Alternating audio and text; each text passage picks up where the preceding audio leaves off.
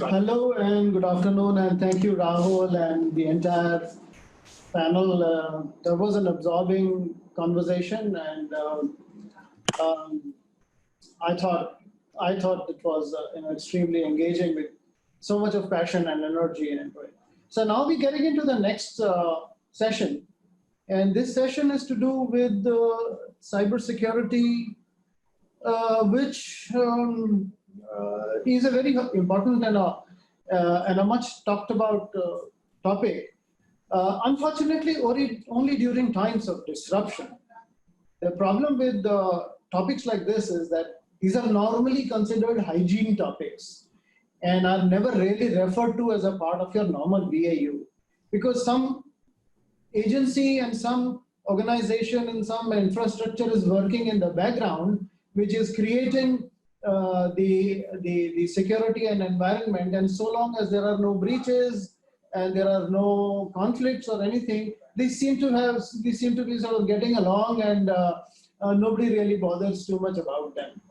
The only time you really bother about cybersecurity and resilience is at times of disruption. So I remember, for instance, when the BPO world and the shared services world, or one time called the ITES world, was first created and there was major global disruption. This thing about cybersecurity and cyber resilience became an extremely hot, contested kind of a topic, and everybody congregated together and they said, you know, this is a new working environment and we need to be ensuring our data security and that of our clients, customers, and etc. And over that period of time, there was some awareness that this is a sensitive subject and a sensitive topic which could have several liabilities for the organization. The second such event that is happening is probably with the pandemic. And the pandemic has created an environment where the network has become even wider.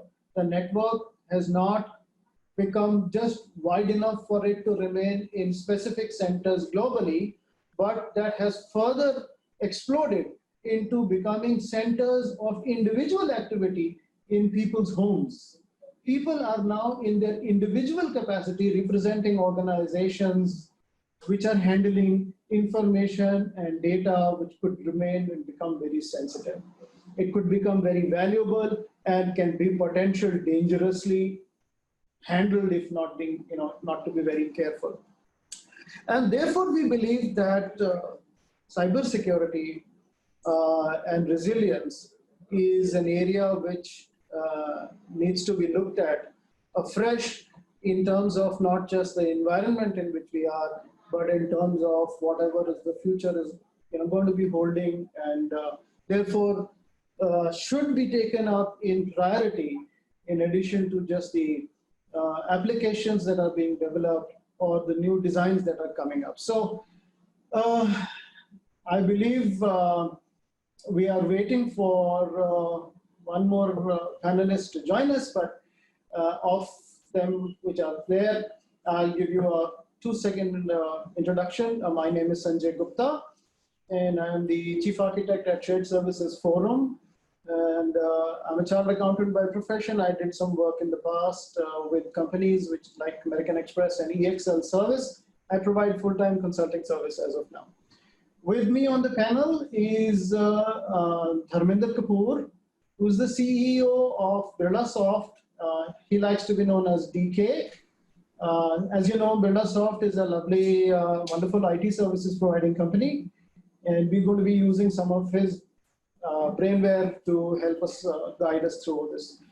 In addition, we have Mr. Pervez, Workingboxwalla, and Pervez is with a service providing company. He is with a VPM organization, one of the most popular VPM organizations globally, called WNS. And Pervez is going to talk to us about how, from a service providing point of view, they're protecting not only their data and information, but also that of their clients. And I think Imran's not joined us yet, but I'm hoping that he will in a couple of minutes. And when he does, I will use that opportunity to introduce him as well and talk to Imran about whatever he can offer. So at this stage, I'd like to in fact request Pervez to step up. And Pervez, see, you represent an organization which not only deals with your own proprietary data and information, but tons of data which belongs to somebody else who puts it to you in trust. Yeah. And this trust is something that probably has got a larger value than maybe your own data. However, your infrastructure and the design that you have to create is it has to be all encompassing. It has to not only cover yourself, but it has to cover the clients that you deal with and this data that you are required to not only service but protect. So I'd like to sort of pick on your brain as to how not only do you carry out the this process of how managing at that scale and several packets of various data points and clients, but also how you carry out the balancing. Because you could be as tight as you want and you can sort of restrict everything, but then you also restrict business, which is not what. Absolutely.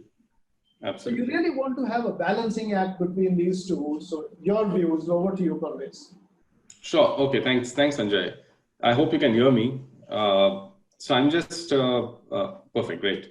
So to just directly answer your question, Sanjay, I think you rightly pointed out that it is WNS as an organization basically is a custodian in addition to sort of owning data which is proprietary to us. And drawing that balance is important because as a chief risk officer, I normally see sort of a trade-off between the multiple risks that sort of present themselves in a particular event. And I'm going to talk about pandemic event. Why it is so important to sort of establish a, if I may say, appropriate or right level trade-off between these risks. So when I talk about cybersecurity, it's not a, completely, if I may say, Boolean value situation where, you can sort of, only look at it in isolation. There are many risks that sort of get traded off against cybersecurity when you sort of try to tighten the bolts, as you sort of mentioned earlier. And just to give an example, one of the challenges that presented itself during the pandemic when we sort of moved, and when I say moved, I would rather use the word inverted our entire operating model, because historically we've been an institution that has delivered its services from secure offshore delivery centers.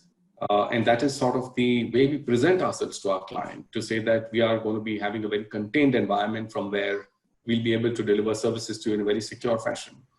To move that overnight because of the lockdowns that happen across the different geographies where we sort of operate, and had to sort of invert our operating model where we went into a completely distributed architecture.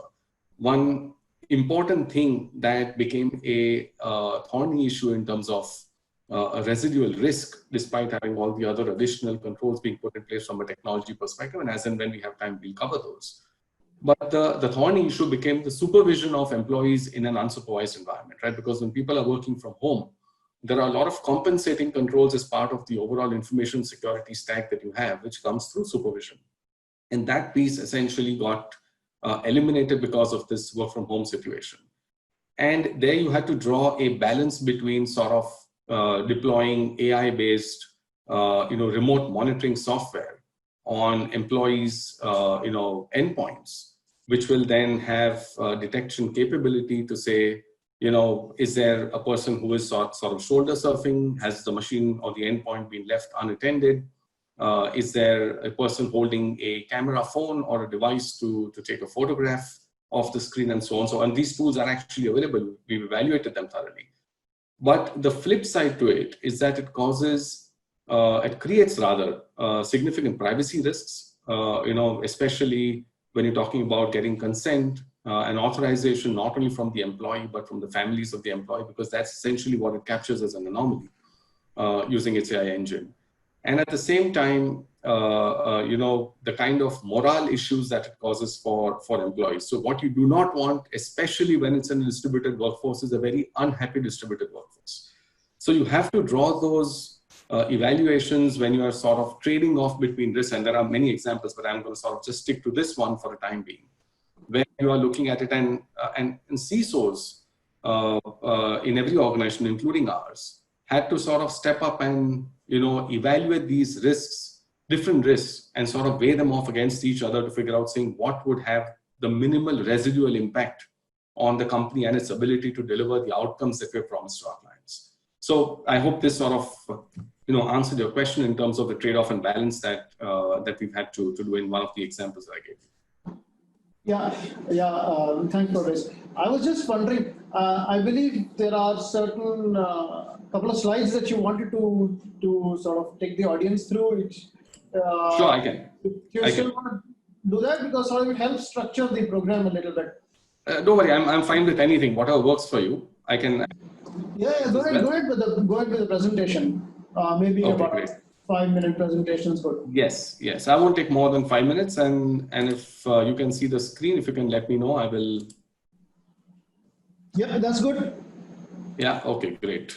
So what you see, over here on the screen is essentially the type of risks, and this is not all the risks, but basically a myriad of risks that we had to encounter when we had this, and I use the word on the title over there, as a sudden emergence of work from home, because, and I keep on saying this to everyone, saying that our work from home environment was created out of crisis more than out of strategy. And things could be very different for organizations where, historically they've sort of embraced work from home.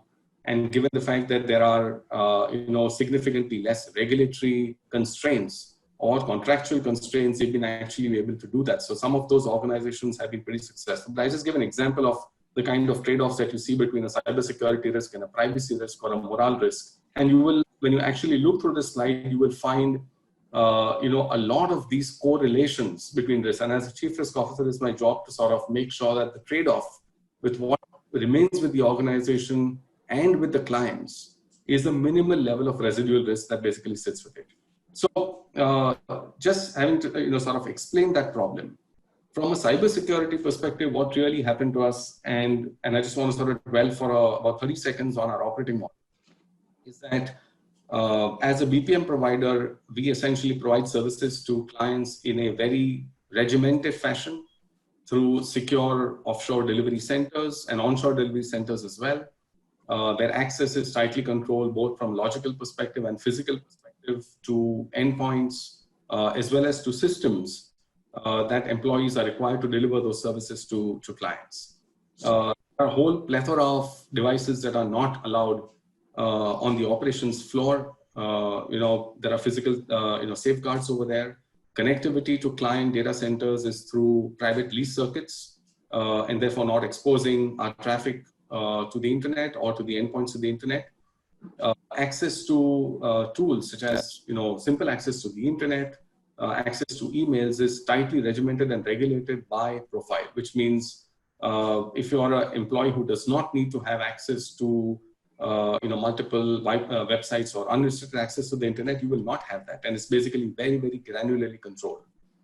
And overlaying it, we had the overall electronic and manual supervisory environment, if I may say, to oversee and log activities that are happening by employees, and then essentially at the back end of it have a very rigorously implemented SOC, Security Operations Center, where you have aggregation, correlation, and analysis of logs that come in from thousands of systems. Now, given this environment where we were with the lockdowns that got enforced, and therefore having a health and safety risk that the COVID-19 pandemic presented to our employees, the only, if I may say, method of ensuring continuity of operations and of the enabling functions at WNS was essentially to move everything into a work from home environment or a remote working environment. And I'm not going to read out on what's on the slide on the right, but essentially those are all the kind of challenges that we face.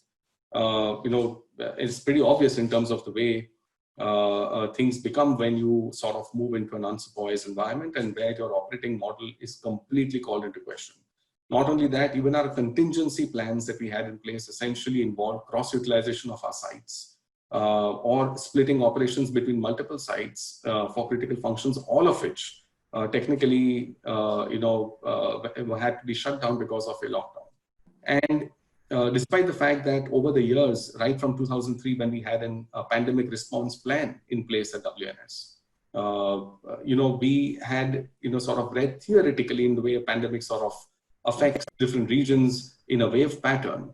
But the kind of stuff that hit us almost simultaneously around the world at the same time, left that pretty much the plan in tatters. So therefore, work from home essentially was the only way forward that we had. And as I explained, you can just well imagine what that situation presented itself for us. So I'll just move on to the last slide in terms of talking about what did we do right in terms of being able to sort of bring our recovery graphs up really, really quickly, and to sort of put some statistics to it. We went from 100% working in office to about 34% working in office in terms of volumes being delivered in a matter of 2 weeks because of the shutdowns that got enforced.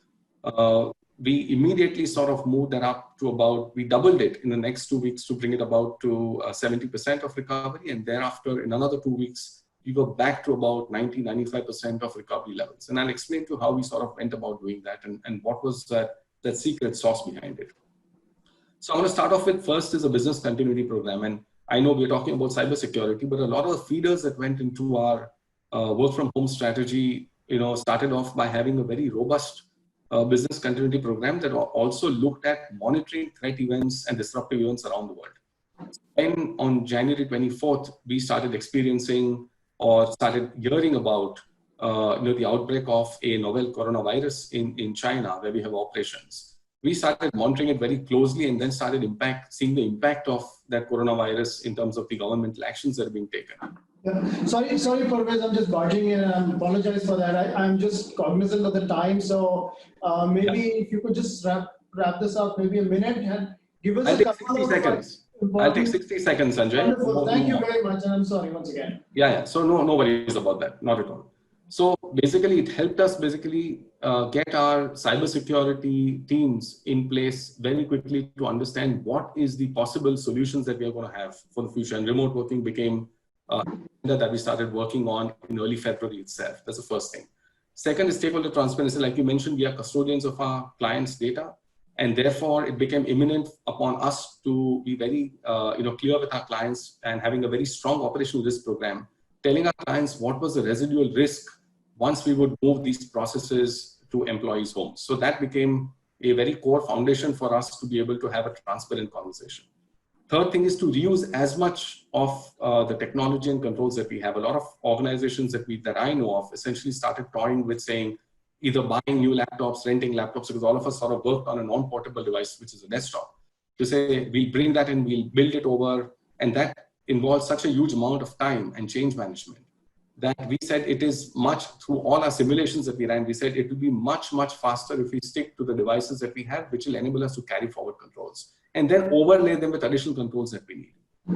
I've already spoken about, so I'm not going to talk about employee training, obviously, where you don't have face-to-face messaging that's possible. It became a crucial link over there. Another thing that should not be underscored is the infrastructure that employees had at home. Offshore environments where we run BPM services necessarily do not have built to cater to home offices. That became very important from an experience perspective for the user, as well as information security. For example, humongous amount of patching that needed to be done, and so on and so forth. And I would sort of end it by saying that every new device that was added and every new technology that got added, the monitoring layers of that had to be designed at the same time when we were looking at the operational construct of it as well.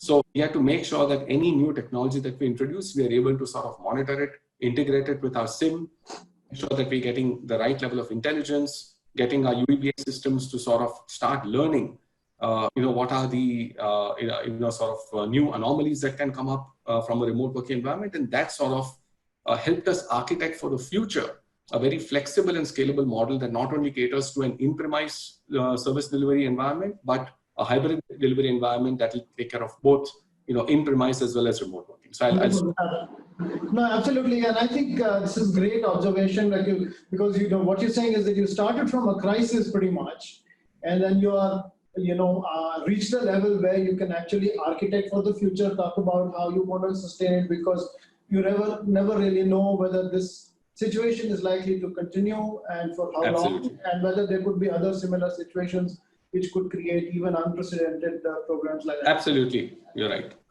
So thanks very much, Pervez. I'll just come back to you in a minute on the questions if there are. At this stage, I'd like to invite in Imran. Imran, welcome in, and thanks for joining. So a 30-second introduction to Imran. Imran's actually the Group Chief Information Security and Technology Officer for the Compass Group. And Compass Group is best known as the largest food suppliers to the world. They pretty much feed the world, as a single largest utility, and Imran leads the IT and security element. Imran, if it's okay with you, can we go straight into your presentation? Absolutely. And give us a view about how Compass as a large multinational group created the environment where security, especially information security, is becoming more and more important. Before you joined in, I was talking about how information security waves came in, and this one wave where everyone's working into a remote, minuscule kind of a facility, which is one's home, has created new challenges for information security and creating resilience in the network. So over to you, Imran. Thank you, Sanjay. Are you able to see the slides? Yeah. Okay, great. So just as Sanjay mentioned to you, I'm the Group CTO and CISO for Compass Group. Compass Group is a fairly large company, about 25 billion pound business operating in 45 countries. It's not very well known. We try to maintain a very low profile as a company, but globally we have over 600,000 employees, and we service most of the large clients across various sectors.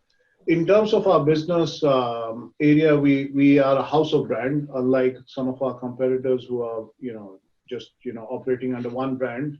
We service BNI sector, education, healthcare, sports and leisure, defense, offshore, etc. So obviously COVID has had a significant impact on us with all the people working from home, because we are in the food catering business. So we feed the Googles of the world, the Microsofts of the world. And to some extent, with the closure of their offices, it has had a significant impact for us. Having said that, given that we have a diversified business across multiple sectors, we're still operating in a number of countries. Now, just before I went into what really happened, I would say from a company perspective, I would say we were in a better position. We were to some extent prepared. We were never prepared for a pandemic, but from a technology standpoint, I would say I had actually executed what I call a cloud first strategy, where we moved a majority of our workloads into the cloud. We moved to Office 365. We have over 110,000 people today globally who are using Office 365. As a global business, we have been using a number of technologies like Skype, BlueJeans, and recently we had started using Teams. Imran, a quick one. Do you want to move to the presentation mode, please? I thought I was. I think you're doing screen sharing. Okay, so let me try and do this. So we can see your screen. Does that work better? Yes, perfect. Thank you very much. Okay. So while I would say that from a point of view, we were using Teams, and COVID to some extent accelerated the adoption of that. So today, globally, we have over 30,000 people who are working remotely on Microsoft Teams. Now, the good thing that we had architected from a technology standpoint was we were not backhauling traffic from a network perspective, because it was really when users are not connected on a network, they were sort of connecting remotely. And we had been running global phishing campaigns, etc., to help increase user awareness. So I would say on an overall basis, we were in a relatively good position. Now, just as I think Pervez talked about, the pandemic started in Asia, and we leveraged the learnings from there. And we started asking each other countries to start stress testing their capacity, looked at what applications need to be used, is the service desk going to be in each country able to operate it. And in some cases where the VPN and network capacity needed to be increased, we very quickly increased it so that we leveraged the experience of one country for the rest of it, because the pandemic was really shifting from east to west. So as I said, today we have over 30,000 people who are using the platform. Now, I mean, coming to the topic of discussion today, I would say that where I see that today the security paradigm today is, I would say it's really a shift in priority. So traditionally in the past, we were operating in an on-premise kind of environment. And in an on-premise environment, you really focus on perimeter security. You try to protect your perimeter so that the bad guys can't get in.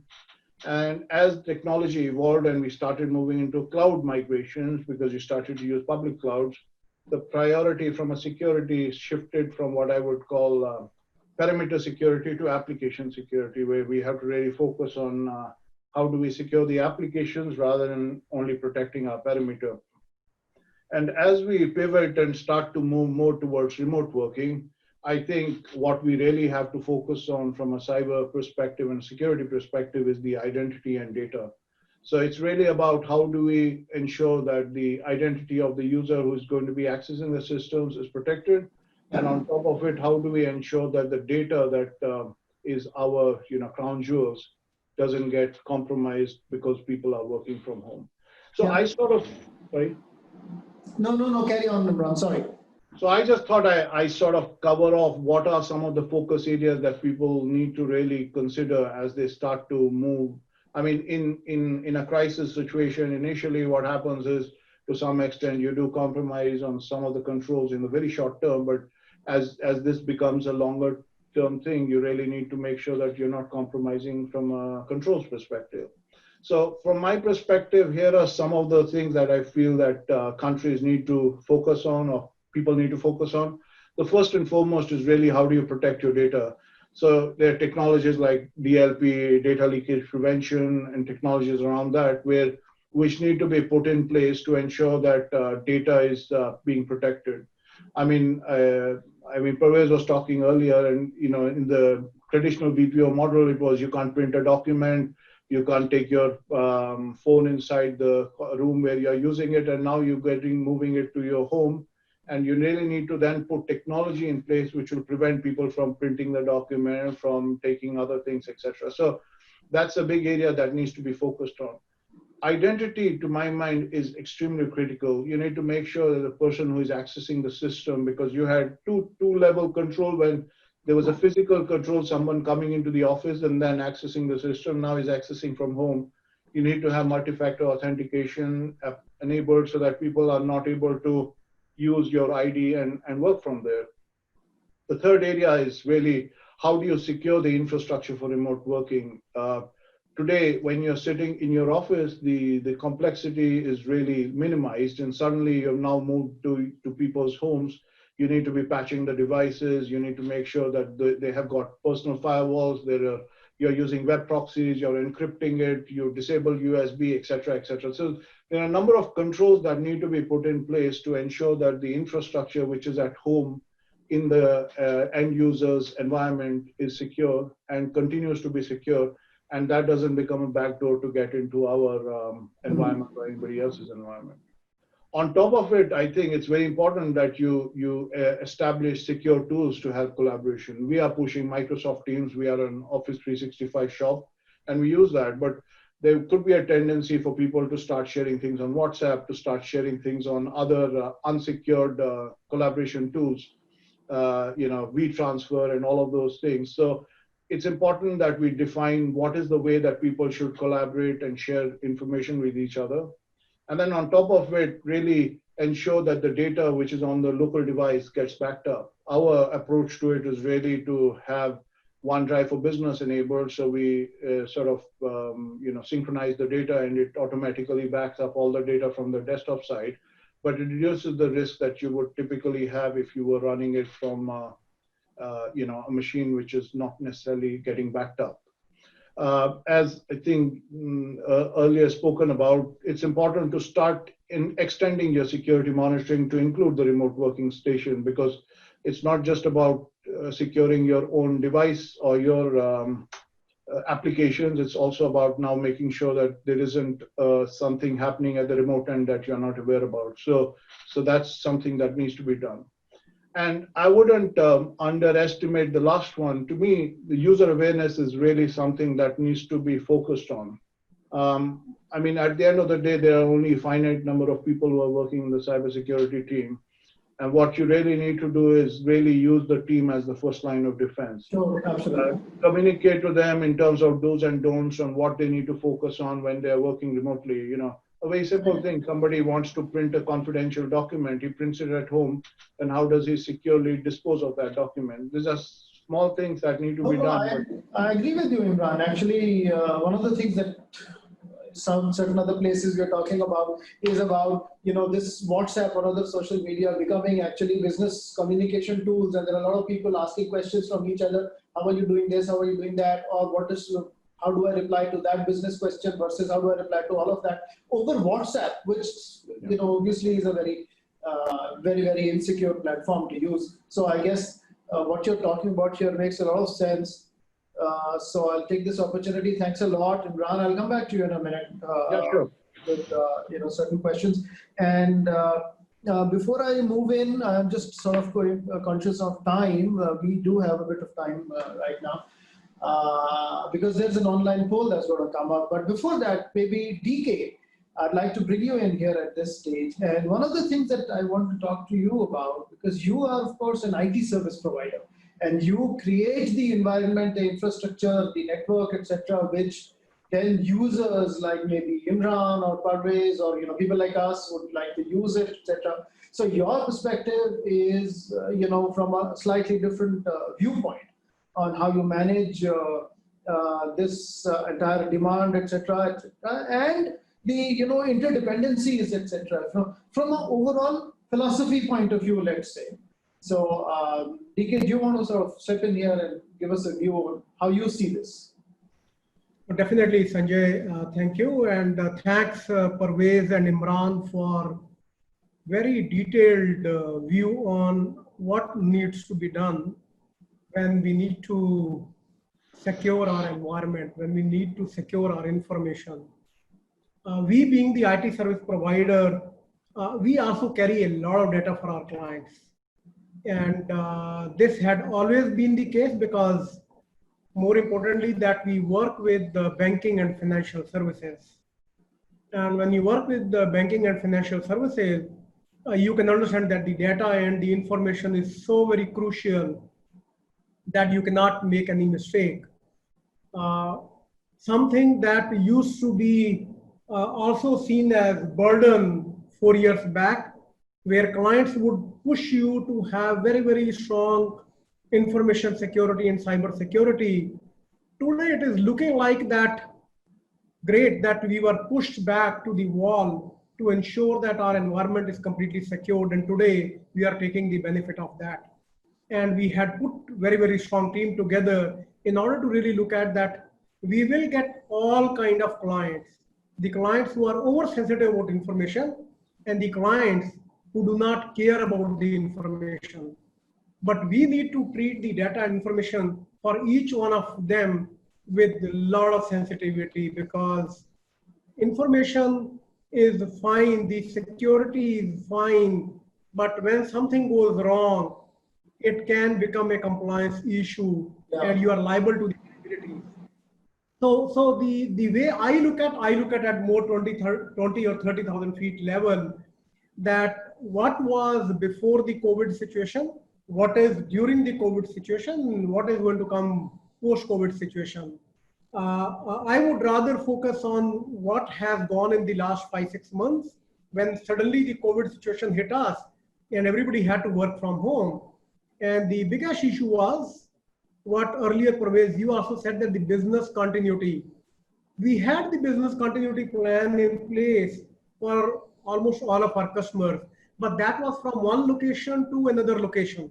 If there is a flood in Noida, I can, you know, shift some of my folks to Pune and they can start working from there, or vice versa, and they can move to Mumbai or to Chennai or to Hyderabad.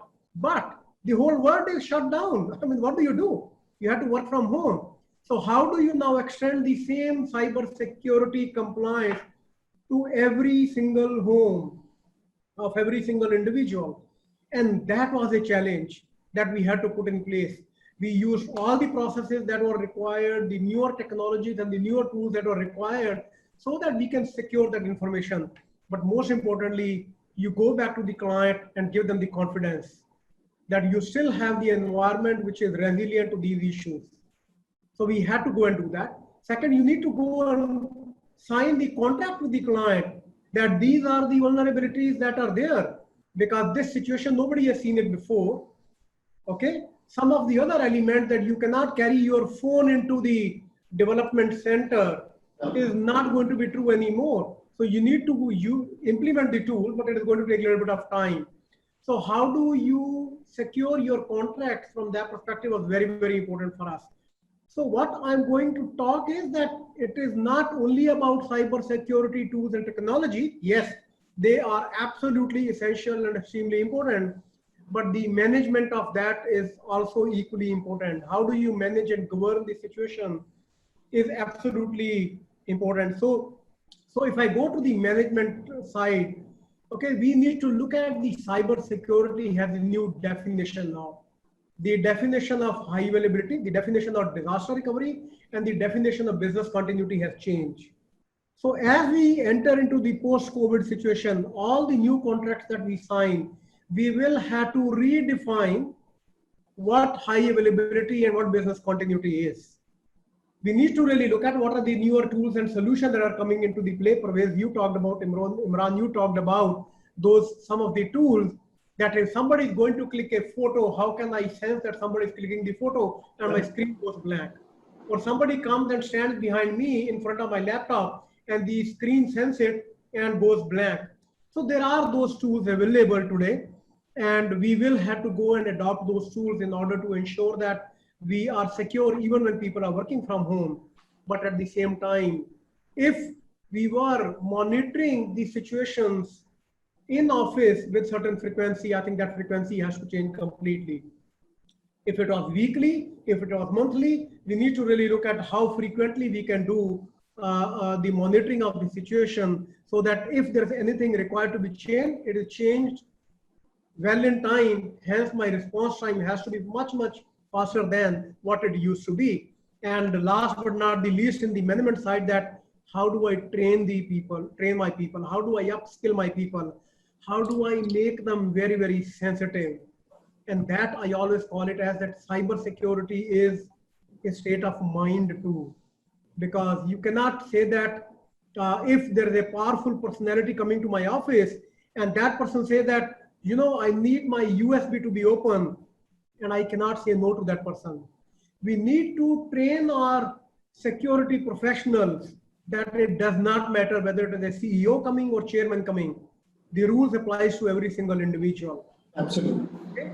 So we need to train them to take those decisions. At the same time, need to train them to look beyond what is written in the rule book, because it is not that we have to be what they call in Hindi lakir ka fakir, that it is written in the guidelines, it is written in the rule book, and I'll follow that. But if anything comes beyond that, I cannot take a decision. So we need to upskill those people to take those decisions. And this could be a person with cyber security, information security, or a guard who is standing at the door. No, I agree with you. Actually, DK, one of the things that both Imran and Pervez also mentioned, this cannot be the limitation of the security staff. This has to be all pervasive. It has to be percolated down to the lowest level. Every individual has to own it, and awareness programs, for example, have to be created like that. Because you rightly said, if USB can be taken in by 5 people only, then the 6th person cannot be stopped. Right. So that's going to be a very difficult. As a CEO, I go and get the my USB enabled. How can I go and stop my next level? Exactly. Okay? At the same time, person coming on the gate and is coming into the office without temperature check. How can I stop them? So we implemented our own. We actually developed our product called IntelliOpen, which will ensure that nobody comes who has higher temperature than certain range. Wonderful. Absolutely, yeah. Fantastic. So I'm just going to sort of step in here for a minute here, DK. Thanks very much. And I'll request the host to put the poll questions up. And we'll just talk about the poll questions which are related to, the cyber security issues. So we're going to be taking your poll, and may I request the speakers, the panelists, so DK, Imran, Pervez, please give your views as well to improve cyber resilience during the current pandemic. What is the one most critical strategy that your organization has adopted? The one most critical. I guess you can only click one of them. I'm sorry, I'm putting in maybe 7 of them, but so I'll give it a little time. I guess we'll give it about 30 seconds.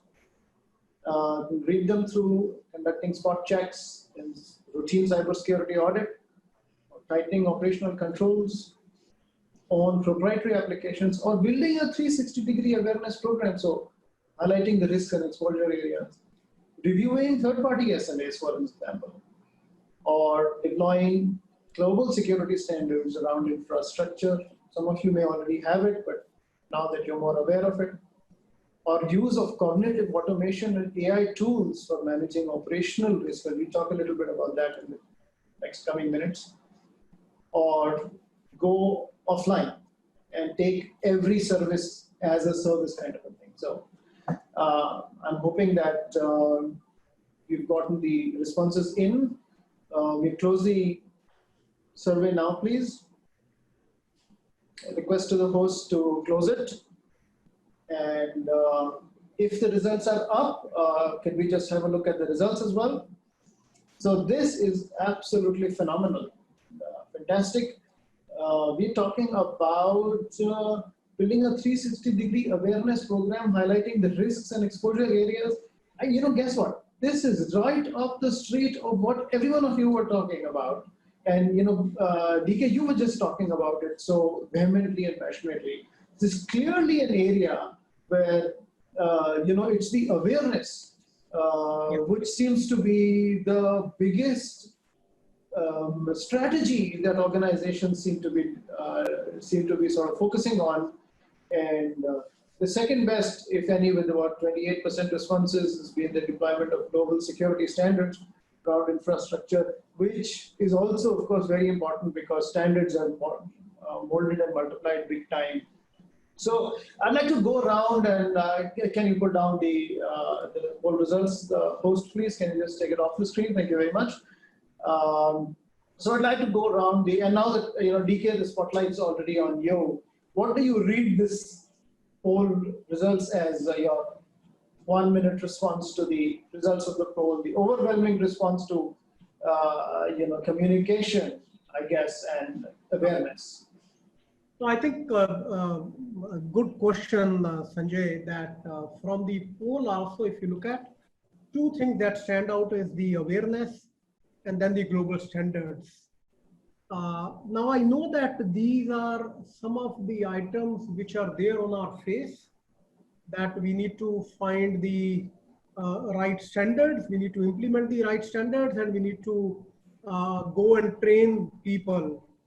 Now, these are some of the things that are always going to be there on our table, and probably the first one which will get addressed. But then there are other softer sides also, and which we should not forget. The first, for example, is that right now people are working from home.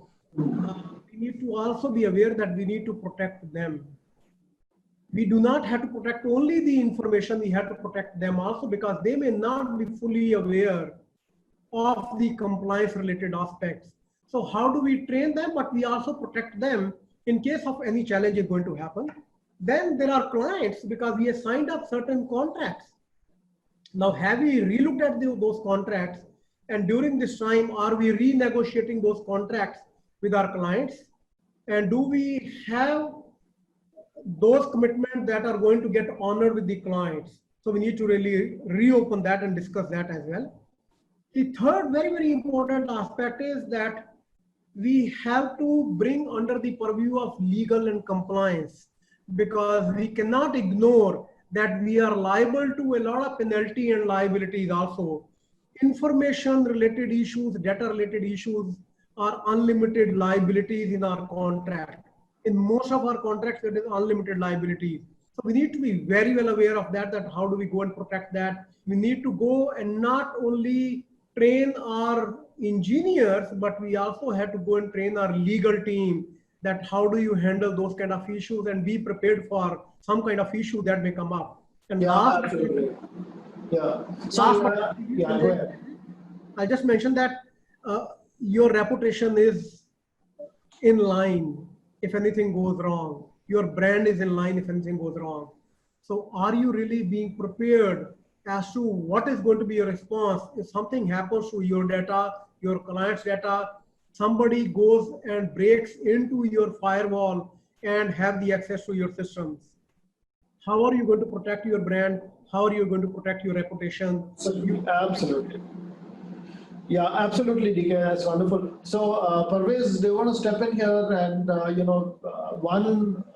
give a view on how do you see the poll results with this about, building awareness, etc., being the paramount strategy more than building technology solutions to protection. It's about people awareness seems to be the more prominent thing. So how do you think about this? Right. So Sanjay, I must say before I answer the question is that I would have liked to click on multiple options over there because I'm very sure every company has done the same. But given saying what is the singular most important thing that we did, I actually, I can tell you I voted for what had the maximum impact on the voting scale as well. And the reason why I say it is when I'm talking about awareness, I'm talking about awareness across all stakeholders. So when we talk about awareness amongst employees, it is what Imran mentioned in terms of using them as a first line of defense. Awareness amongst clients because of the transparency in terms of, what is it that they need to be aware of when their processes are delivered from home. Awareness to the board with respect to how this monumental change that the pandemic has brought, how does that really affect us from an overall risk perspective as a company? And awareness to our regulators and regulators of our clients' businesses as well, because I'm aware of the fact that many of our clients took, the kind of solution sets that we developed for them from a remote working perspective to go back and give comfort to the regulators in the fact that what was being done by their partners, which is us, was was build an environment that was secure and that would therefore not endanger the privacy or the security of the information that we were dealing with. As I see it, it became singularly important as a focal point because that brought everybody at a same level and gave everybody the visibility. And in a crisis, the biggest issue that happens is there is very little visibility or visibility of information only to a particular set of individuals, which then results in incorrect decisions being taken because decision making is a factor of what information you have with you. And therefore, making sure that everybody understood the exposure, understood the risk, became a focal starting point, but obviously wasn't the end point of what we did, but became definitely an anchor point to deal with this crisis going forward. Absolutely.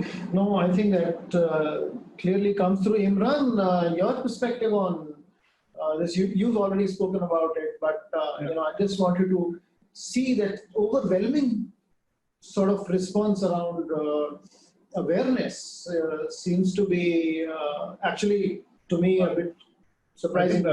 For me, Sanjay, the point was really around all the things that were there. If you look at it and you look from a time scale perspective, some of those things can be done, but what is the first thing that you need to do is probably around awareness, because that's practically, when you say global standards need to be implemented, yes, they need to be implemented, but it will take years for you to deploy it across the globe. So in a crisis situation, you really need to identify what are the ones that will give you the maximum benefit. And to my mind, having user awareness and trying to delegate it to everybody so that everybody plays a role in what needs to be done to make us secure is really the element. So using everybody as your first line of defense and trying to communicate with them on a regular basis so that they help you in achieving the security that you're looking for. As Amanda talked about, all the risks exist today, and to some extent, you can't really magically resolve all of them overnight. The only way that you can resolve it is by delegating authority to people and getting them engaged in solving the problem for you. Absolutely. So, Imran, one question that I have for you, while again the spotlight's on you, is that there are so many forums and avenues where people talk about newer technologies coming in, artificial intelligence coming in, or cognitive becoming the way of life, etc., which is the new buzzword in the world. And we find that this could be a very, very prominent area which could get into the cybersecurity resilience building kind of a program, and also sniffers and things like that, where you can figure out what is not going on according to the policy of the company. So do you see the cutting edge technologies, the artificial intelligence of the world, or the more advanced technologies of the world, etc., coming in here, creating programs around improving security? Do you see this happening anytime soon, or do you think it's a long-term kind of a thing? I think over a period of time, yes, it would. But to some extent, I would say, even though I'm a technologist, I would say there's a lot of times where technology people try to find the latest and greatest tools and say that this is going to help us in solving the problem for us. I think it's a combination of tools and humans who have to work together to resolve the issues. Most people, they like to work on the too cool and sexy stuff. So they will say, this new tool, it will help me build my CV and everything else. So they want to implement those tools. But at the end of the day, I think we have to find the right balance between humans and technology. Am I saying technology will not help? Absolutely, it will, because to some extent, with the millions of alerts that will be coming on a daily basis, you really have to use some automated tools to be able to filter out all the, what you would say, noise and identify the issues. But at the end of the day, I think we have to find the right balance. Just that because something like this happens doesn't mean that we'll now get multi-million-dollar projects executed to implement the next greatest tool.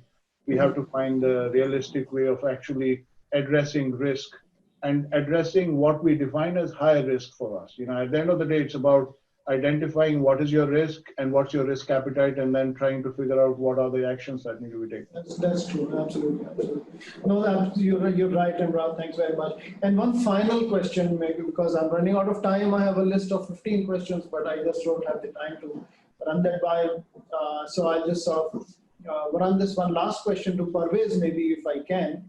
Exactly in the same lines that we just talked about, and Imran also elaborated this about being a balance. And I'm more worried about this being balanced because, see, again, it's not just cyber resilience, one element of that, but innovation as a program.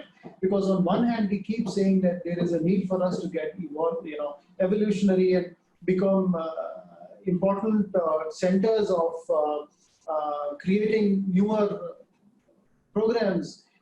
And so, sort of you promote innovation in a certain way. But promoting innovation can create certain elements of risk on their own because, so long as you're doing a sandboxing kind of a thing, you may be protected to a certain extent. But you're right in the middle of all of it. And you promote innovation to one extent, but how do you manage innovation as a program with risk associated with innovation? Because that can be really damaging if something goes wrong. So just a 1 minute top of mind reply, Pervez. Yeah, so the quick answer to that, Sanjay, is that it's the way the culture of the organization has been set up, where no single need of the organization overrides the other. So when you talk about innovation, there's a drive to embrace digital. There is a drive to embrace hyper-automation. And all these technologies, as you rightly pointed out, come with an element of risk. So at WNS, what we do is we have both these tracks running parallel, where you always have an element of risk assessment that accompanies, if I may say, the evaluation of a technology. And this has happened over time. It's not, again, like I mentioned, it's not an individual who goes and sits next to a technology team or so on. So it is basically a frame of mind and the way to really think about it. Because as the world, gets, or embraces digital and hyper-automation and new technologies there will be a plethora of alliances and partnerships that will be sort of have to be drawn up, because there is no point in innovating, building everything at your end when you can actually cleverly, if I may say, buy and partner with the right people who have the right technology and niche solutions. And it becomes ever so imminent at that point in time and important at that point in time to understand the risks that these technologies present themselves, and they could have regulatory risks, they could have privacy risks, and so on and so forth. And therefore, having a well-formed risk assessment and risk mitigation program around the areas of innovation in organizations are all the more very important. I just add, Sanjay, from my side, what I would say is, I don't think we should look at innovation and security separately. We should look at, you have to have security as part of the design process, embedded within whatever innovation you're trying to do. And have the balance, because sometimes the balance could be too much towards we need to do innovation and let's forget about cybersecurity, or the other could be to say, let's just focus on cyber and not do innovation.